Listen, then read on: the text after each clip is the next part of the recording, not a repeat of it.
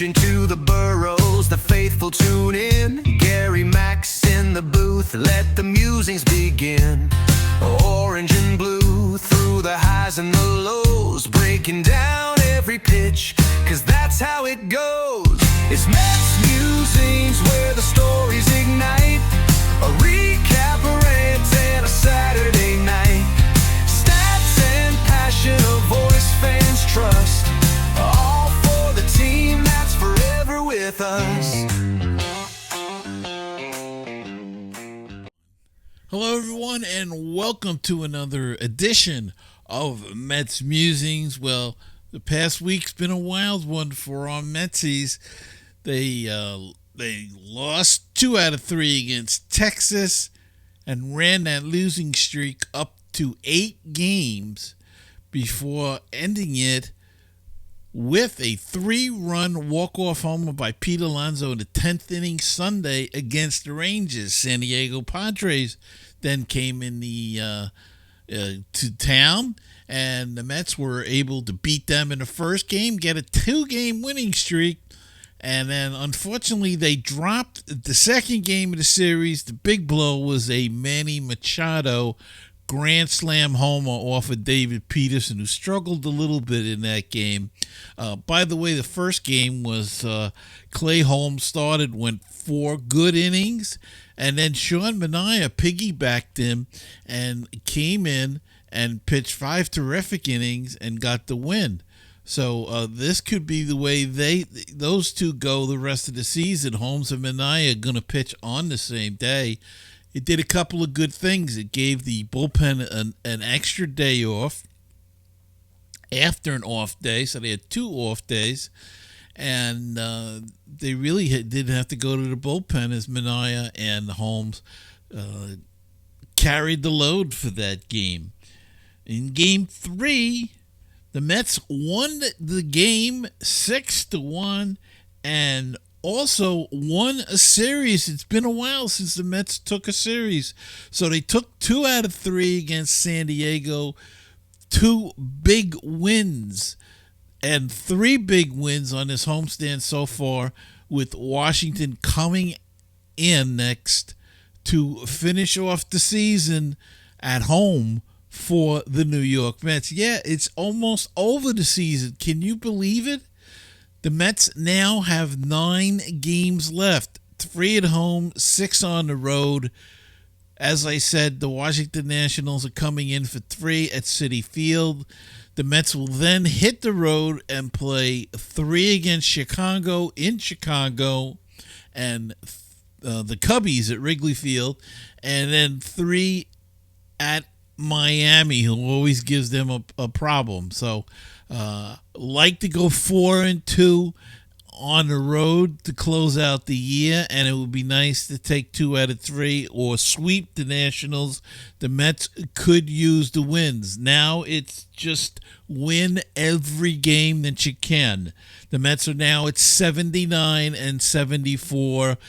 The division was clinched by the Phillies already, but the wild card, they still hold a 1.5 lead over the Diamondbacks, and 2 over the Giants, and the Reds, I believe it's 3 with the Cincinnati Reds.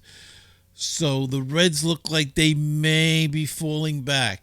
The Diamondbacks are the team to watch now, and the Giants. I'm not concerned that much about the Giants because the Mets do hold the tiebreaker against the Giants, the San Francisco Giants. They do not, however, at this point hold a tiebreaker against the Diamondbacks. Now, the season series against the Diamondbacks was split 3-3. So then you have to go to the next criteria for a tie, should they tie each other, and that would be intra-division play. And at this point, Arizona has the edge.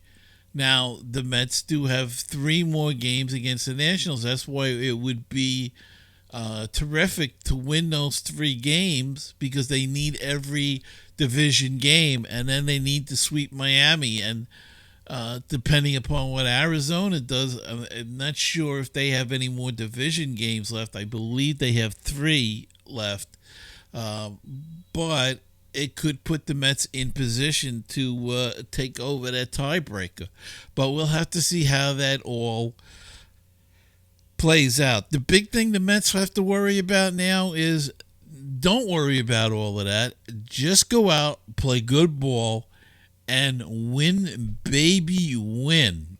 That's all they got to do at this point. Win as many games left out of the 9. It would nice to go 9-0, of course. But look, 7-2 is terrific. 6-3, 5-4 is pushing it. We'd like to get a little better than that, but we shall see as we close in on the end of the season. And it just seems like the season started. It's a long season, and it seems to drag, but then once it hits August and September, it just flies right by. So here we are coming down to the end of the regular season, and let's hope the Mets can hold on to that 3rd wild card spot and make it into the playoffs. And then anything can happen. Anything can happen at all. Now, as we said, Jonah Tong pitched today. Pitched very well. Great bounce back after the debacle he had in his last start, where he was knocked out in the first inning. Looked good today. 5 innings, challenged the hitters, did everything right. 1-run ball, and I believe that 1 run was unearned, so he essentially pitched a shutout ball, but he bounced back. Sproat and McLean have all been both looked very well. McLean, forget it. He looks like a star in the making here.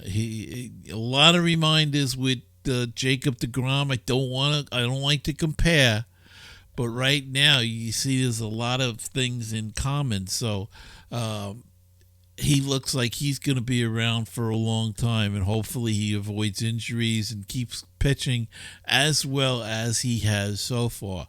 Brandon Sproats looked very good as well.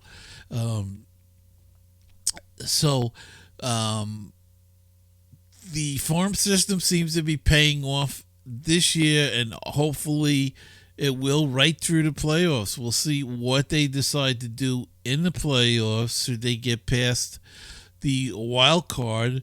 But even going into the playoffs, they'll have to make their roster, so it'll be interesting to see who they keep and who will be left off the playoff roster. And that's to come up, and we'll see what happens. And it's going to be very quick, in just a couple of days.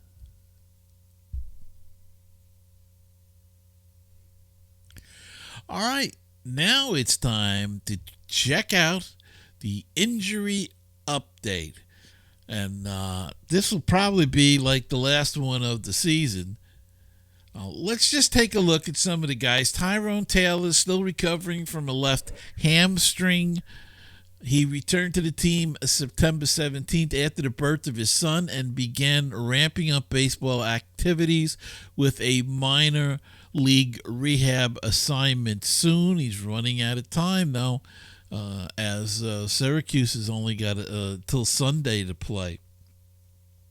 Tyler McGill, we're not going to see him. We'll see him in 2026. He was shut down from throwing, continued forearm tightness.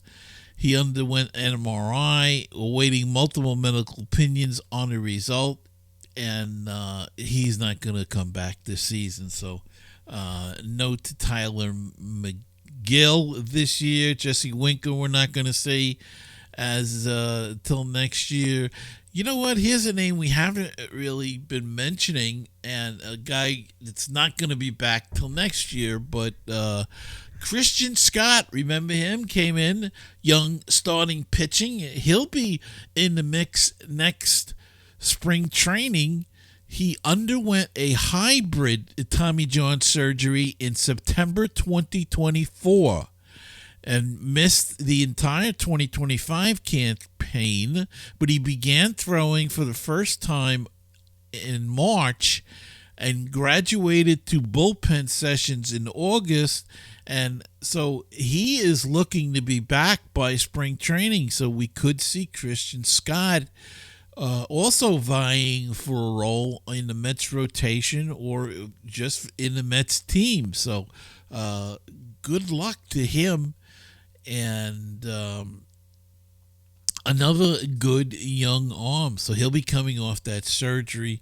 My guess is he'll probably see a lot of time next year in Syracuse just to start the season to get him used to the grind again. And Max Kranick, he underwent a season-ending flexor tendon surgery in July. That operation gives him the chance to be ready at some point in 2026, which wouldn't have been the case had he needed Tommy John surgery, as the Mets officials initially worried about. So we could see Max Kranick, who pitched really well for the Mets this year before going down with that right flexor strain.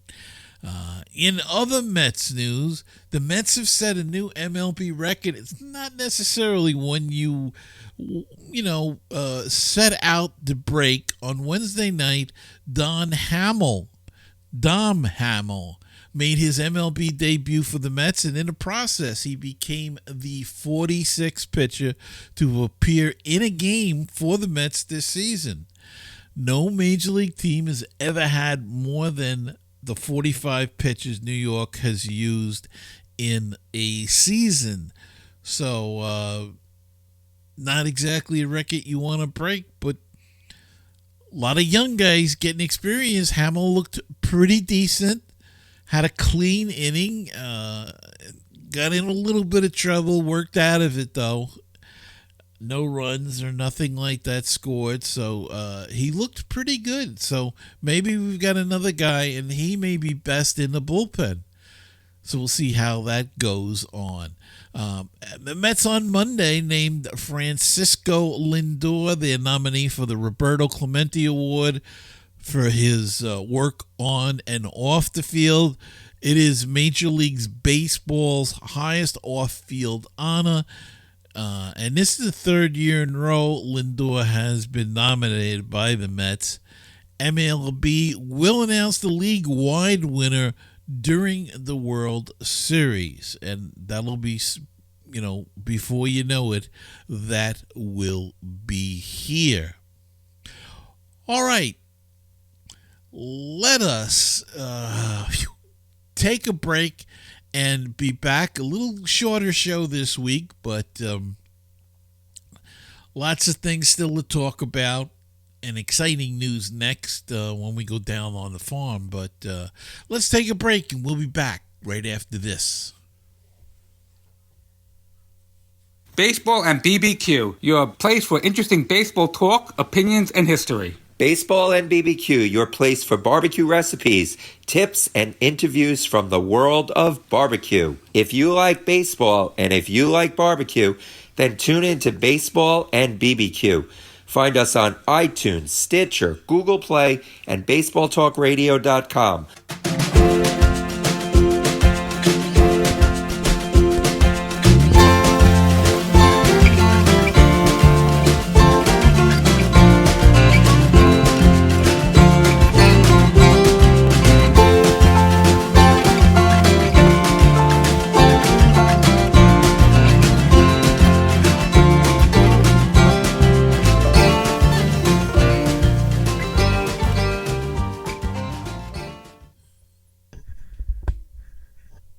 And we're back, and now it's time to go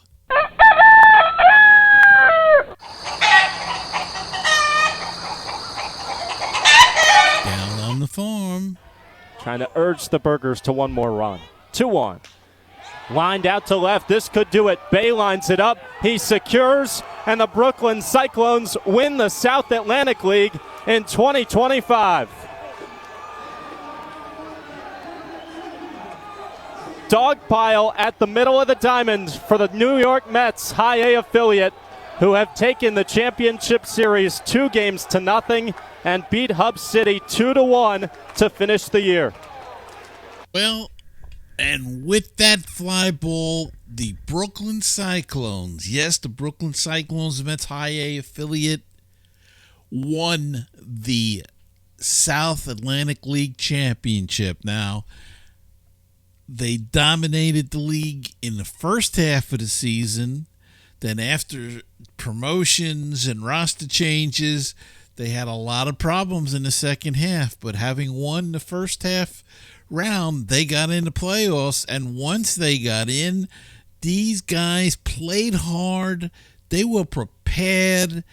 And they went 4-0 in the playoffs, winning the 2 series without a loss, and just dominated again with a whole new bunch of characters. So they won the first half with a 46-20 record, and they had the most runs scored. They had the second fewest runs allowed, and they had guys that got promoted like Carson Bange and Raymer, Jacob Raymer, and Baez. Then the team had a total turnaround with Benj and Raymer getting promoted. Baez got traded, and new faces came into the picture. And somehow, they struggled in the second half, but they pulled it all together in the postseason and had a great postseason. And that all culminated in the championship. So congratulations. Got my Cyclones hat on there to honor them. Just a great job. Gilbert Gomez, the manager, did a great job with all variations of this team throughout the season, and they were able to pull off a great victory. I'm telling you, I watched I think 5 of they only played 4 games really, still the last game of the season, but watched the 4 playoff games, and they dominated. I mean, they were really good, played good, sharp, aggressive baseball, and they played, like I said, they played hard, and they played to win. And boy, was that the second game and the final game in Hub City was that exciting. 2-1 victory, and just terrific pitching, timely hitting, and congratulations go out to the Brooklyn Cyclones on just a sensational year. So they were fantastic. So everybody in Brooklyn and in the Mets organization should be happy. Now, other news on the farm, the outfielder Carson Bange, whom the Mets selected in the first round last year, earned the organization's Minor League Player of the Year award. The team announced on Monday, and Jonah Tong is the Mets Minor League Pitcher of the Year. Now he's with the big club. And Elian Pena, the 17-year-old infielder who signed for a team record $5 million signing bonus in January, was named the team's Dominican Summer League Player of the Year, while Osiris Calvo was the Mets Dominican Summer League Pitcher of the Year. So that's the update on the farm. Binghamton is still alive. They will go tonight for the win. They won their first game in the playoffs. They will go tonight against Somerset to end that series if they can win this game tonight, and then go on to the championship series. But they're in the first round, so we'll see how Binghamton does there. Terrific year. Syracuse is closing out their season. It doesn't look like they're going to make the playoffs. They had a terrific second half but they are 3 games back, and it could be very tight for them. I don't think they can make it, but still a good year for Syracuse nonetheless. And again, the people getting sent up and sent down and things like that. It makes it tough sometimes to keep it together, but the Mets managers, for the most part, the minor league managers, have done a great job this year, not only getting players ready, but winning ball games. Now, unfortunately, St. Lucie got knocked out of the playoffs, so really, Binghamton is the only affiliate left in the playoffs, with the Cyclones finished, of course. But again, a great year for all of the affiliates. Syracuse, the only one that didn't make the playoffs, but they were close. Finished in the middle of the pack in the first half. The second half, it looks like they're going to finish second. But still a good season overall for the Mets affiliates, and that's just good news for the future. So as we said, the final homestand, final home series coming up this weekend against the Nationals, 3 games. The Mets will then go on the road for 6 games. There's only 9 games left in the season now. Only 9 games. We've come down to this. And 3 games against the Nationals. I guess we'll see Sproat and McLean, and we're not sure about Sunday who may pitch. It could be Holmes and Minaya, or Minaya and Holmes. However, they plan to set that up. One piggybacking on the other. And so we'll see how that all plays out. No word on the probable pitches for the Nationals at this point as we record this show. So that's as much as we can tell you about the probables for this weekend as I know as of now. So don't forget that Mets Musings podcast is on Spotify, on Apple Podcasts, Google Play. Wherever you get your podcast, that's where this show's available. Make sure you subscribe as well. You can also use MetsMusings.com. There's the video feed there and the audio feed. So if you prefer, just go to MetsMusings.com and you can see or listen to the show right there if you don't use one of the other podcast apps. And that's going to wrap it up for this week's show. I hope you enjoyed it. And until next time, remember to keep the faith, stay optimistic, and let's go Mets. I'm Gary Mack. I'll see you next time on another edition of Mets Musings.